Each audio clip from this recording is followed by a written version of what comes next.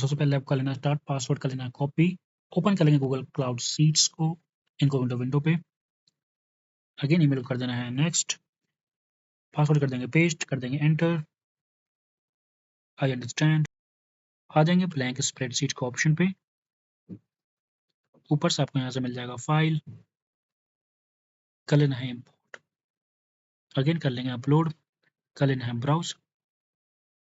आपको मेरे Telegram group पे एक पाइवट टेबल्स के नाम से आज के डेट में एक फाइल मिल जाएगा, वो कर लेना डाउनलोड और यहाँ पे कर देना है इंसर्ट और यहाँ पे कर देना है क्रिएट न्यू स्प्रेडशीट, कर देना इंपोर्ट डेटा, कर देंगे ओपन नाउ, आ जाना अपने टास्क नंबर 1 पे, आ जाना पॉइंट नंबर 8, कर लेना नेम को कॉपी बिना किसी एक्स्ट्रा स्पेस के, अगेन आ जाना है पाइवट टेबल्स, नेम को कर देना है चेंज, अगेन आ जाना टास्क नंबर 1, कर लेना चेक माई प्रोग्रेस,